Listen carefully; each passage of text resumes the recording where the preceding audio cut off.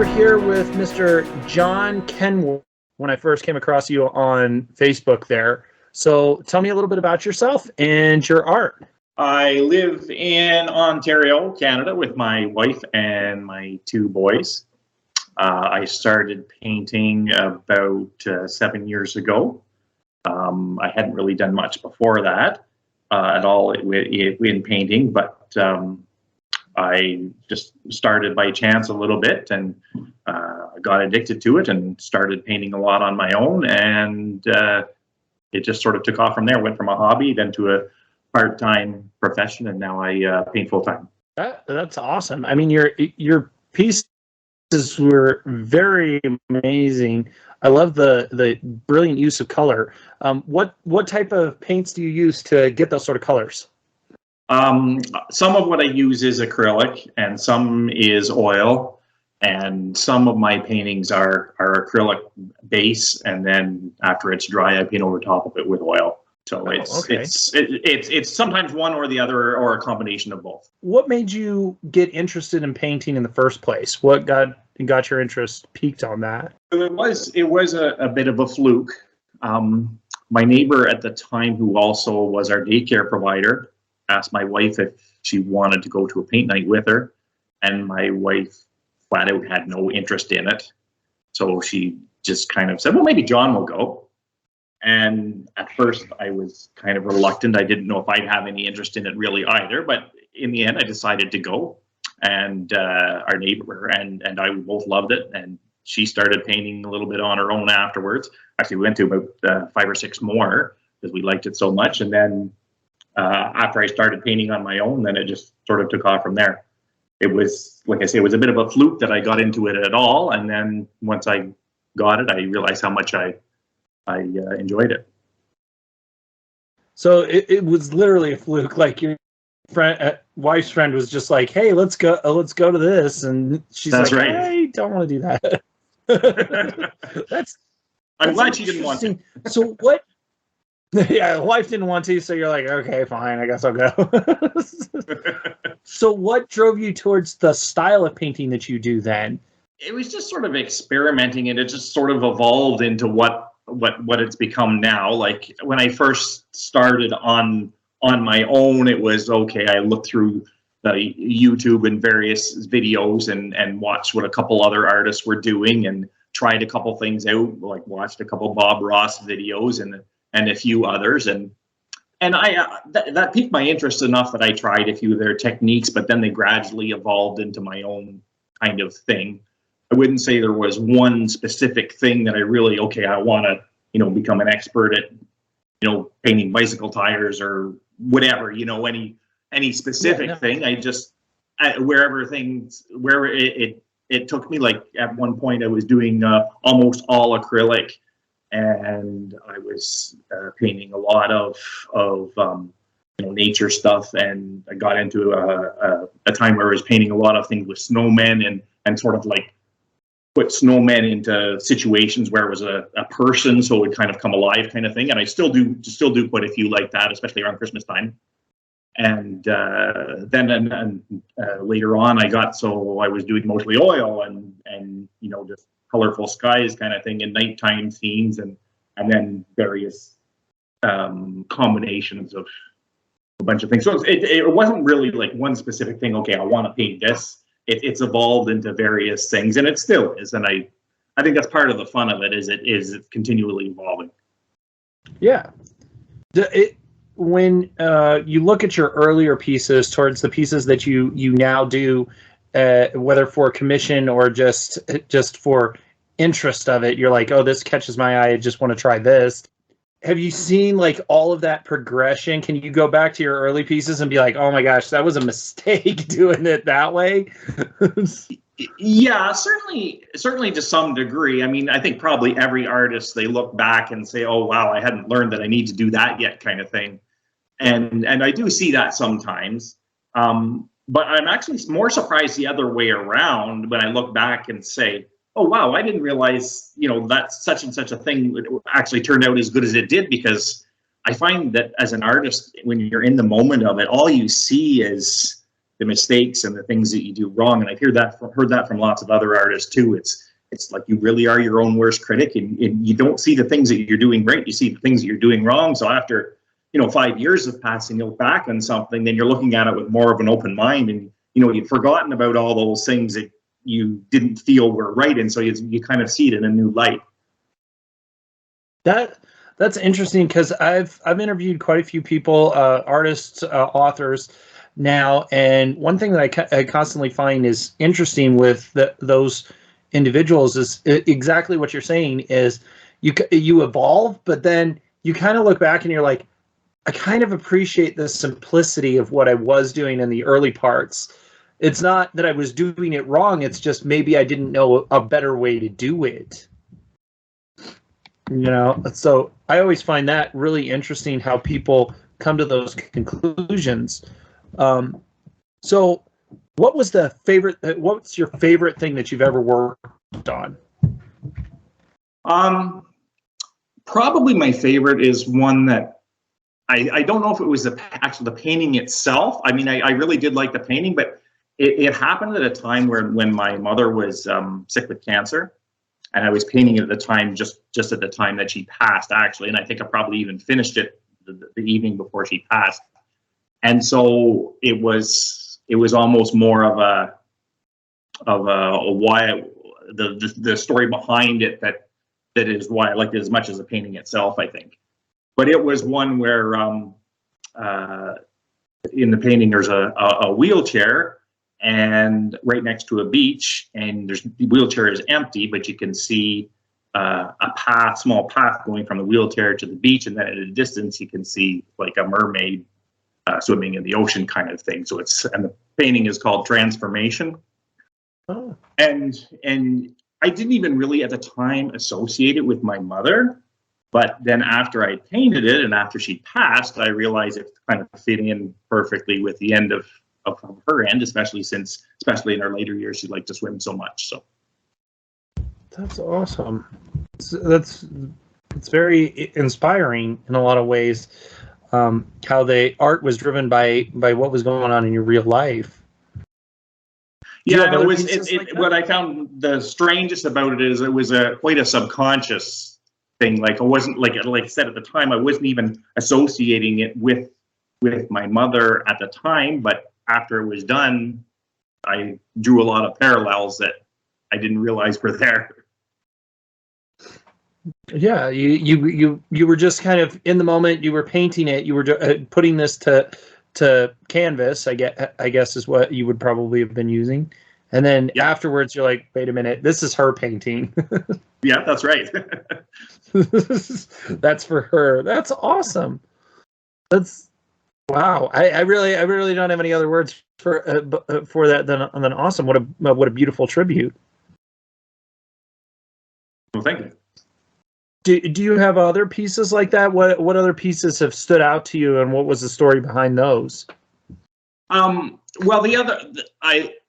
my I guess next favorite one is probably I associate with my wife because she's a big Harry Potter fan.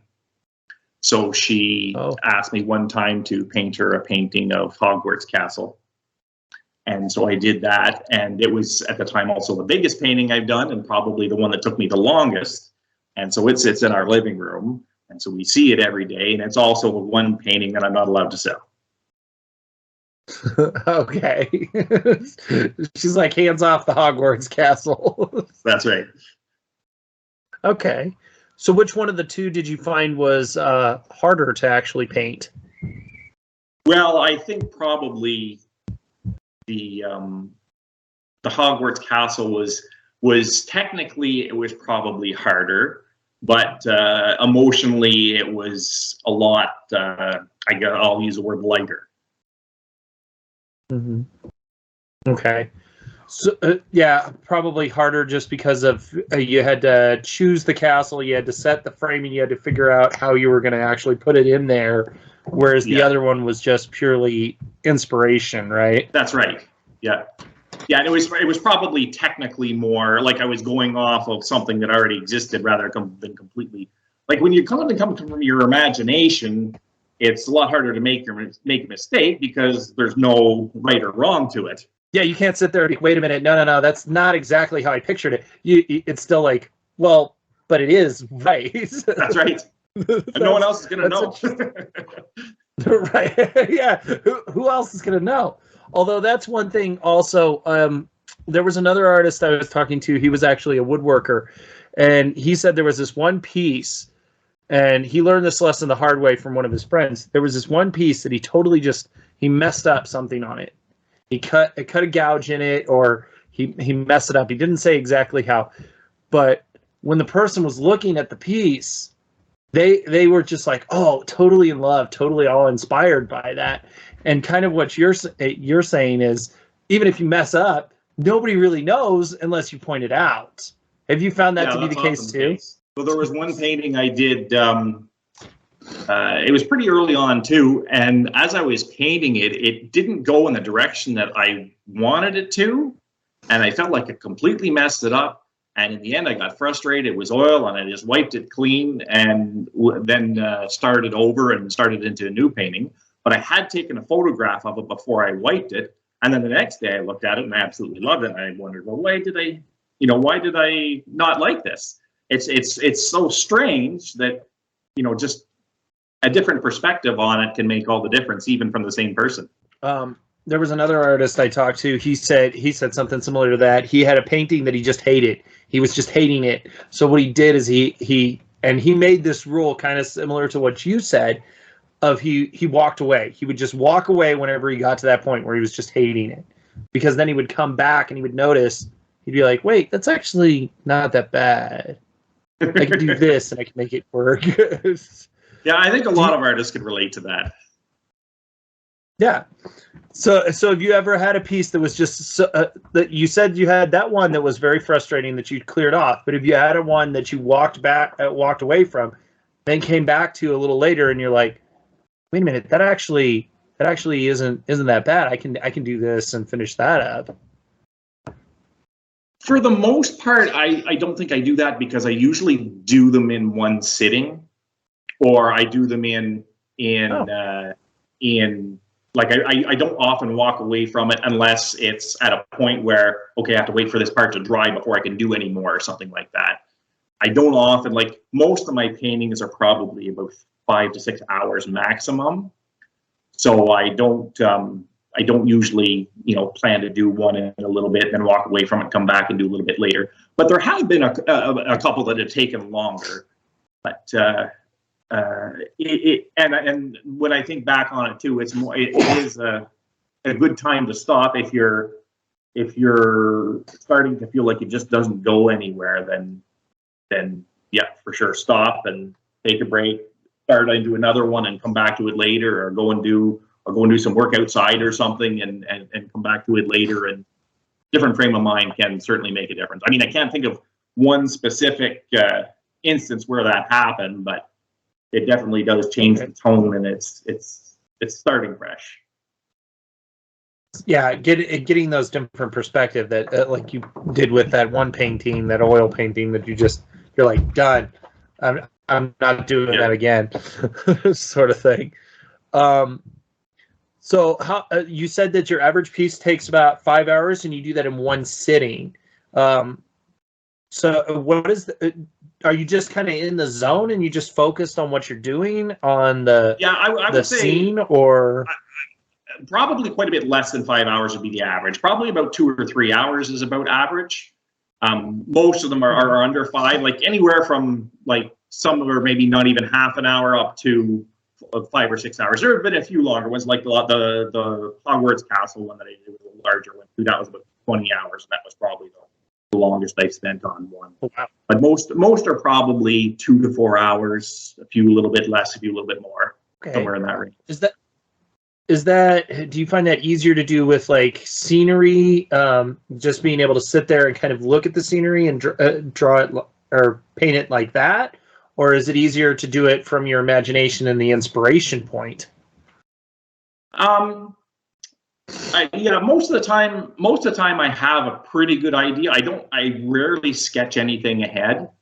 I usually have a pretty good idea of what I'm going to paint before I start, but usually it's just all in my head, and I kind of see where it goes, and sometimes it veers off in a different direction from where I start. But again, it varies a lot. I don't have a set, I think some artists have a set, they'll either sketch it and everything is, exactly how they planned, and they have a very strict method of doing things.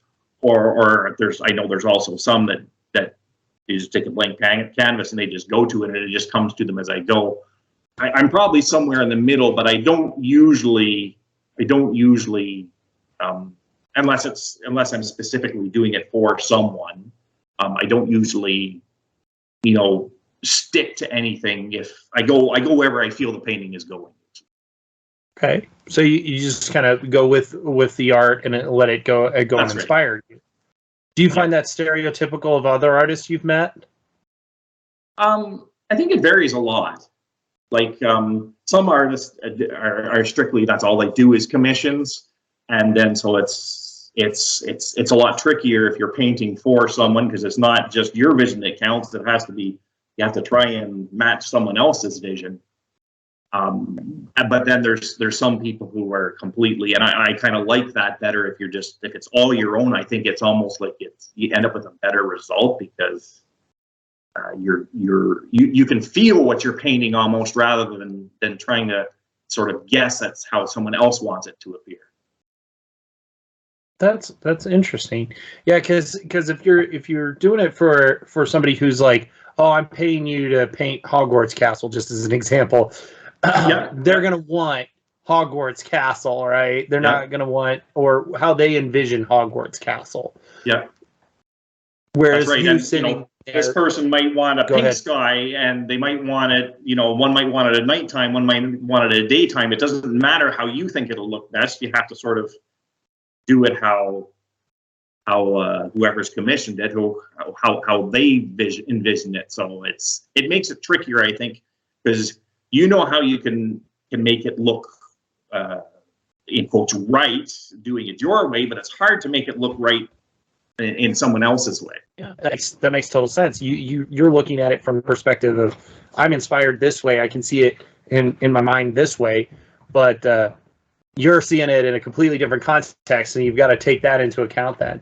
So with paintings that are more inspired, and you say that's mostly what you're doing, is you're doing the inspired ones where you're sitting there for a few hours and you're painting it out.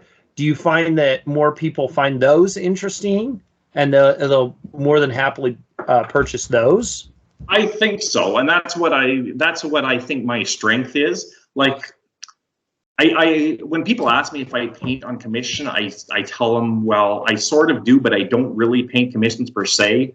Like, the whole concept of commissions, I don't like the idea of someone putting down like 50% or whatever deposit for a painting that you're going to do, and they're paying a good money, and they don't even really know what they're going to get until you're done. And then they're kind of stuck, well, this isn't really what I envisioned. They've already made a 50% deposit. So then, both the artist and the person doing that is kind of in a bad position. And it's not necessarily that it's a bad piece that they did. It's just, it doesn't match the vision of what the original person wanted. So my solution to that is that I'll only paint what I feel like works in my style and what I think will be saleable, even if the other person doesn't want it. So if someone wants something that I think will work, I'll paint it, and I'll just give them first chance to buy it after it's done. And if they want it, great, I'll sell it to them. If they don't, well, I'll just put it up for sale publicly afterwards. And then that way nobody's stuck buying something that they don't really like. And I find it works best for both that way. Have you had paintings like that where you were doing it for commission, and then the person was like, no, that's not really what I wanted. Maybe you could fix it and you could do it again, but you're still like, well, I'm going to sell this one. That's right. Yeah. And I kind of learned the hard way at first.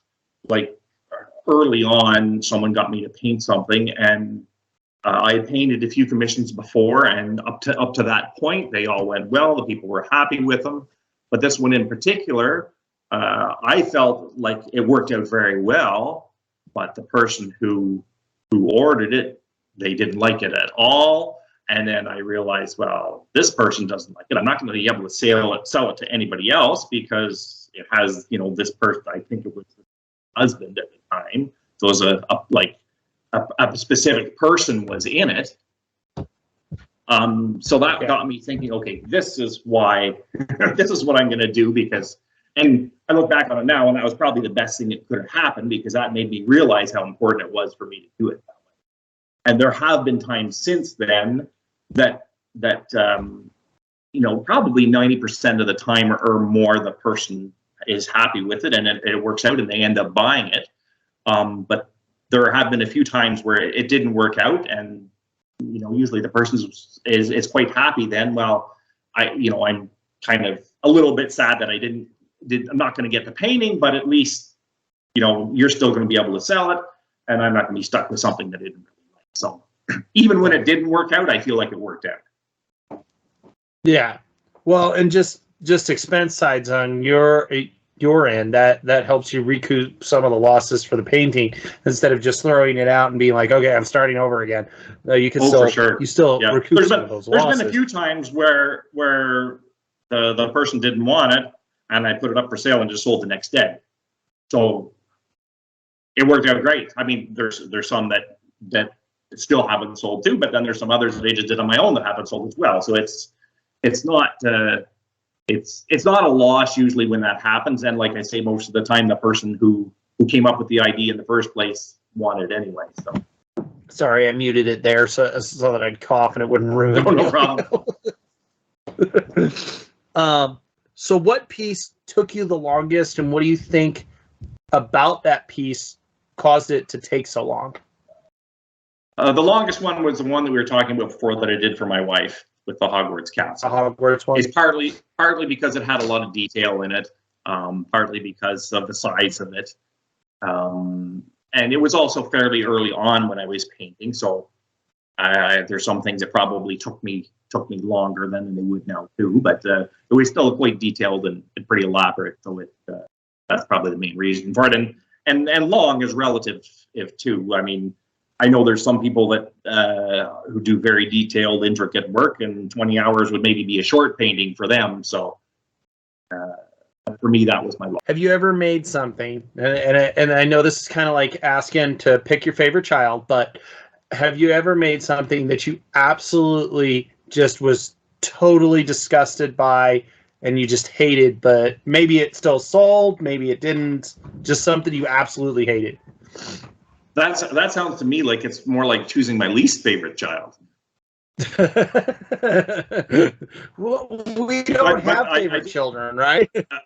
I do have a good example, and it was actually it was also around the same time that my mother was sick. My parents were actually coming up on their 50th wedding anniversary, and I had the thought to try and paint a portrait of their wedding picture. This was probably around the time that I realized I didn't like painting portraits, but I hadn't really painted much in the way of portraits before, very little experience with that, but I wanted to try it to see how it turned out. And to be fair, I probably should have spent more time on it to improve on it. But after about 5 or 6 hours, I was just so fed up with how it was looking. I couldn't get it to look how I wanted, and I don't know if I've even really tried a portrait since then. And it was just, I think it was probably also partly because it was people who I knew very well. So anything that didn't look absolutely perfect, I was going to be very critical of myself. But it was far from perfect anyway. But it just completely. No, that was by far the one thing that I created I hated the most. Okay, so you said you didn't like doing portraits. What about portraits specifically? Do you find not enjoyable? Because I noticed a lot of your art is like landscapes and scenery. Yeah, I do have people in my paintings sometimes, but usually if I do, it's just a silhouette. I don't like I like doing things where there's more freedom to make it how you want it to be rather than how it is. I don't know if that makes much sense. Like if you're painting a specific, even if not a person, like a specific patch or something, it has specific markings or a specific, if it's a specific person, everything is in its exact place in order for it to look right. And I think that's partly why I like, like trees and clouds and like sunsets and things like that, is because there's so many variables that it can be and still look like what it's supposed to be. So it gives you a lot more, I guess it gives you a lot more room to be creative, kind of. It gives you the freedom to actually explore the environment and kind of be inspired by the painting. Whereas if you're doing the portrait, I get exactly what you're saying. It is what it is. You're painting somebody or something like that. That's you can't deviate. It has to look like that person in order to be a good portrait. And to be perfectly honest, I think it's partly a matter of patience. I don't have the patience to be a perfectionist. Like, I've never really a perfectionist in my art. I like to I like to some of it I like to make look reasonably realistic, but I describe it more as imagined reality. So it's more of a fantasy kind of thing rather than something that's exactly real. Let me ask you this question. It's kind of a little off topic. Have you ever collaborated with maybe another painter or a author to help them with something, like done a book cover or something like that? Have you ever collaborated with somebody like that? Not an author, but I did collaborate with a friend who is a songwriter, and he wrote a song. I don't remember how long ago, but I know he wrote it quite some time ago, and he finally got around to recording it. And he approached me and asked me, "Can I use a bunch of your paintings for my song, for whenever I make the video for it?" And I thought it was a great idea. And so apart from actually doing the paintings, he did all the work. Like, made the video and editing and put them all together. And I painted a couple. I already had, like, it was a Christmas type thing, and he used a lot of my paintings with snowmen in them.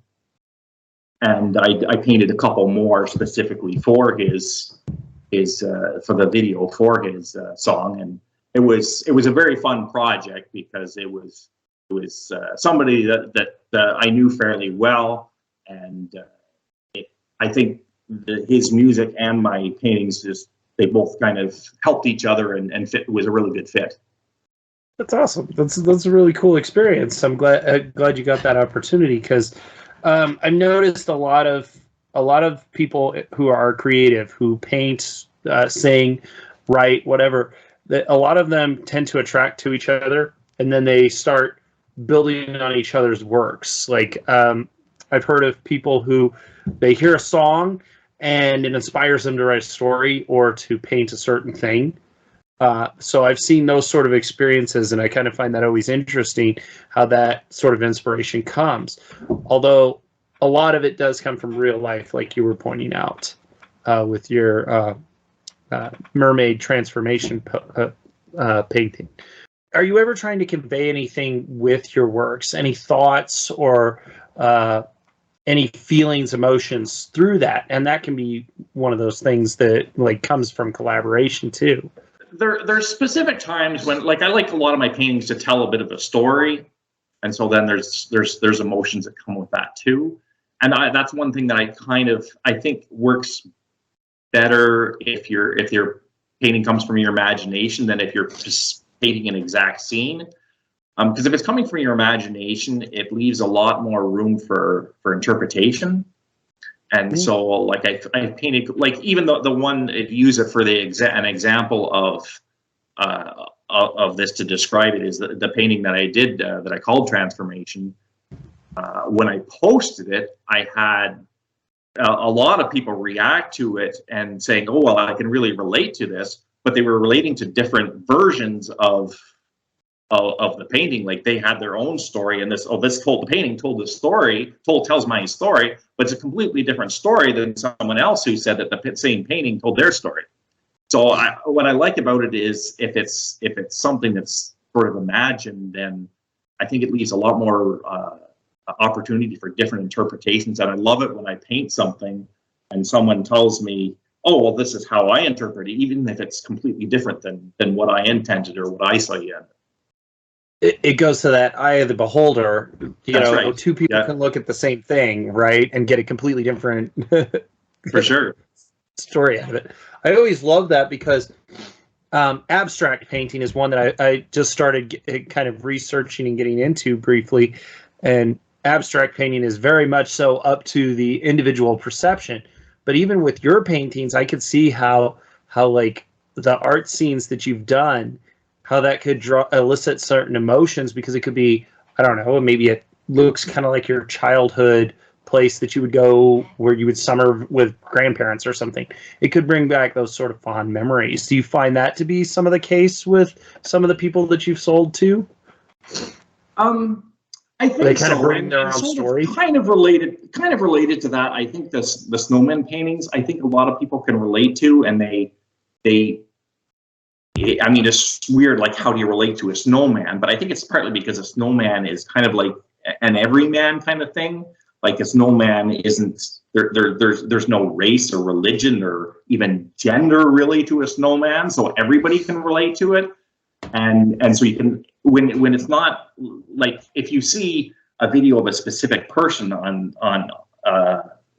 Facebook or whatever, you say, okay, well, that's this person, not me. But if you see a snowman, it's not a specific person. It's like anybody could be that. And I think that's kind of one reason that got me into painting snowmen. I mean, there could be other things. It could be like scarecrow or whatever, but anything that's not a specific person, but doing things that people do, I think it makes it relatable to people. Do you find it easier or harder to fill in a scene, like versus the snowman?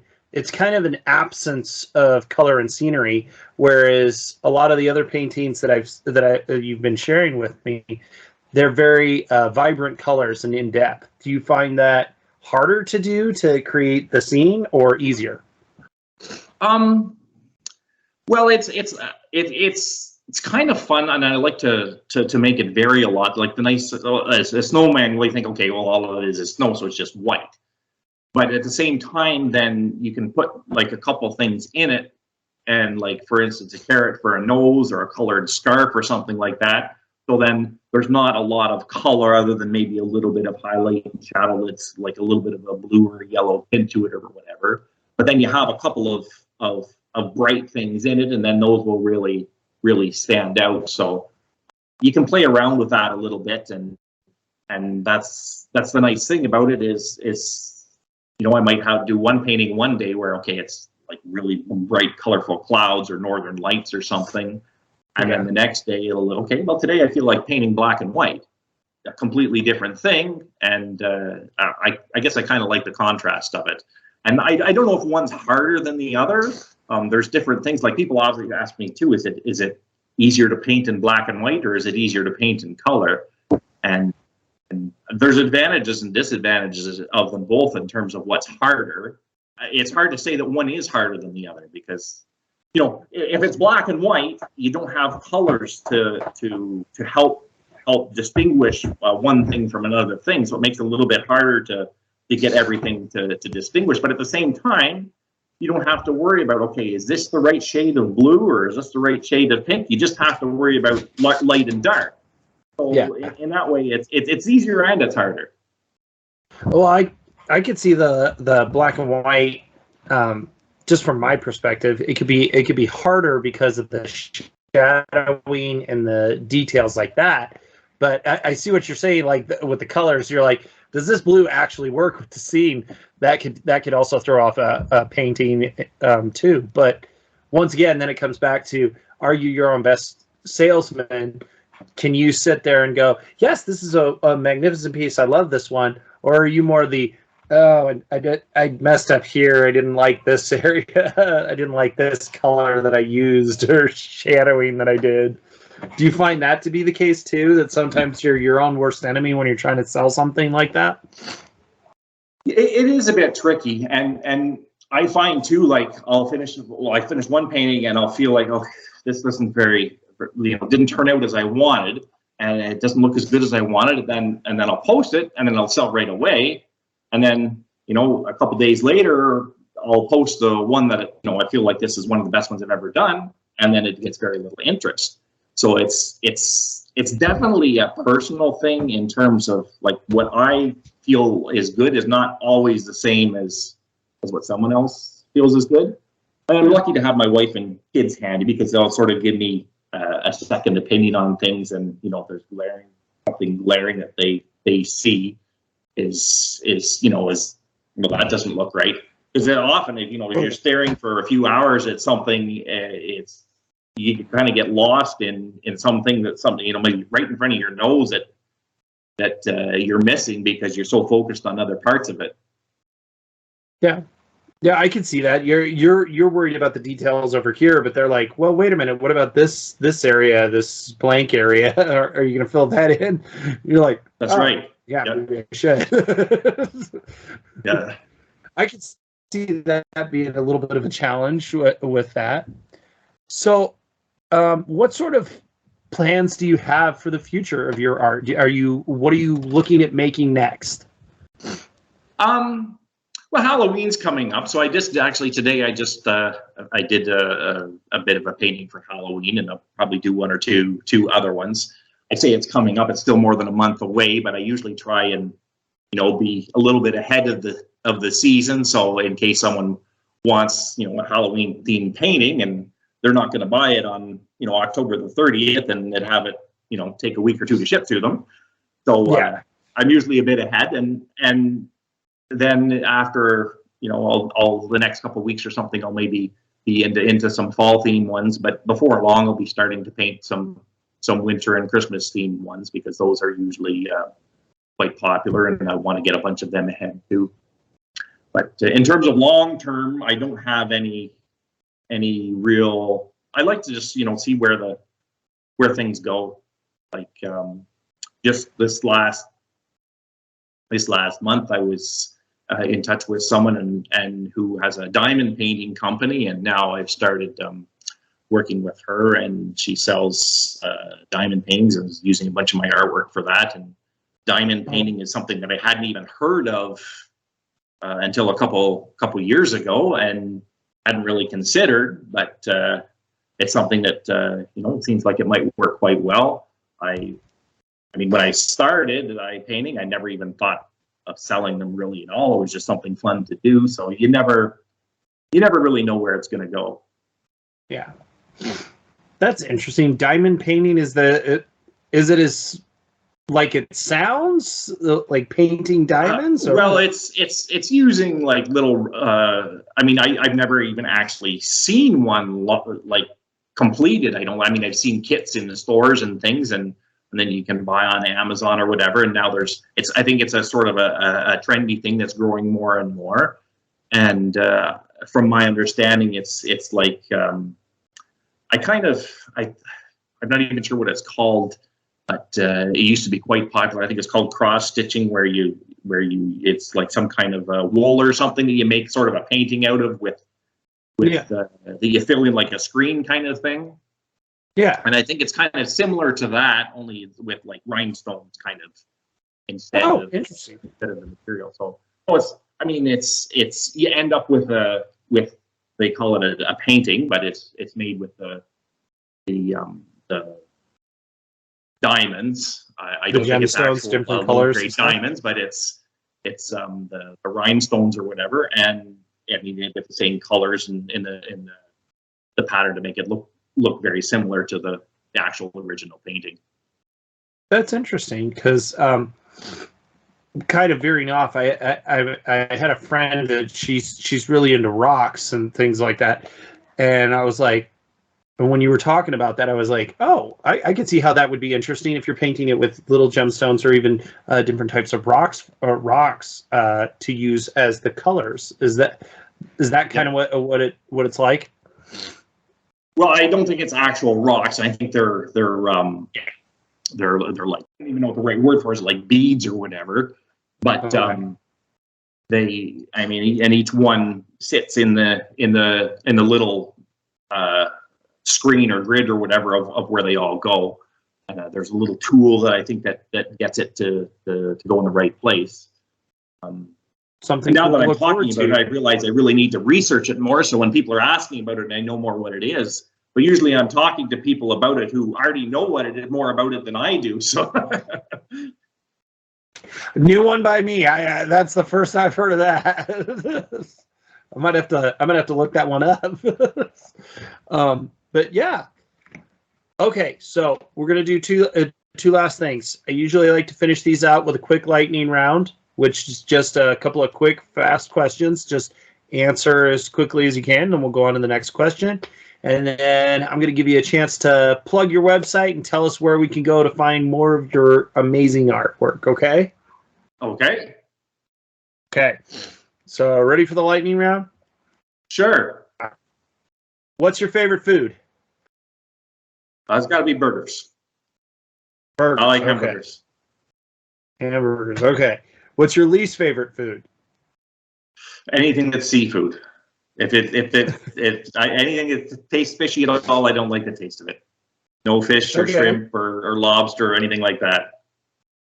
Okay, no fish, shrimp, or lobster. Okay. What's your favorite color? And I realize for a painter that's kind of tough. It is, but and I have to go with blue. And if you look at my paintings, probably there's more blue than any other color. So it's got to be blue. Then you know what's coming next. Least favorite color. As much as it wouldn't work in my paintings, probably black, just because. But I like a lot of I hesitate because a lot of my paintings are nighttime scenes, so relatively dark, but usually not completely black. Like they usually have a little bit of color in them, even if it's dark. Okay, I can see that. What's your favorite thing to wear on a cold day? Well, it's probably not the nicest looking thing on a cold day, but in terms of actually being practical, I have this old, it's probably 10 or 15 years old, insulated coveralls that I wear whenever I'm outside blowing the snow. And I like it just because it's really warm, covers me from head to toe, other than mitts and a hat. It doesn't matter how cold it is, I'm warm in that. So I have to go with that. All right, that makes sense. So what is something that you've always wanted? That's a really tough one, and I'm gonna have to go with, it's something that I have in the last year is that we bought my wife and I bought a new place that has a little bit of property with it, and I shouldn't say I've always wanted, because I grew up on a farm, so I grew up with a lot of property. But for the last about 15 years before we moved, we were in a smaller property, and I wanted more land to spread out. We now have a bigger property in the back of the property. There's a field that my kids are big soccer fans, so we made them a soccer field in the back, and they have gardens and a little bit of an orchard. So the outdoor property is my happy place. Okay, outdoor property, a little bit more space. I get that. Yeah. Okay, so then, what is your favorite thing that you own? I think I sort of kind of touched on that one. It's definitely my property. Something you've always wanted and you got it. So awesome. That's right. Okay, if you could have one superpower, what would it be and why? Oh wow. Probably to I won't say immortality, but as I get older, not feel the effects of aging. So, I don't know if anyone wants to live forever, and that's maybe a bit of a big ask, but after now that I'm getting close to 50 and I'm playing sports with my kids all day long, the next couple of days I really feel it. So I imagine as I get older, that'll get worse and worse. So okay, some kind of maybe more like there you go. Yeah, maybe more of like a Wolverine sort of healing factor or something like that. Yeah, that's a good idea. Yeah, there you go. Okay, so John, it's been a pleasure. I want you to go ahead and tell us where we can find your work, and just finish it out. You get the last word here, okay? Okay. My website where I sell all my paintings it's pretty easy to remember. It's just my name, johnkenward.com. And you can find me on Facebook. My name is uncommon enough that if you do a search for my name, it'll probably come up. I have a personal page and an artist page that are both under. One is my personal page is just under my name, John Kenward, and also my artist business page, which is my primary place where I post my paintings first, is John Kenward Original Paintings. Awesome. I do have a little bit of a YouTube channel too, but for the most part, my artwork is just photos rather than videos. I do post some time-lapse videos sometimes of my paintings, so I have about a dozen or so of them. Those are cool. And I on Instagram too, but for the most part, what I'm mostly on Facebook and my website. All right. Well, thank you, John, for your time today, and I hope we can continue to see more sales for you and get to see more enjoyment out of the painting. So thank you. Thank you very much. I very much enjoyed it. All right.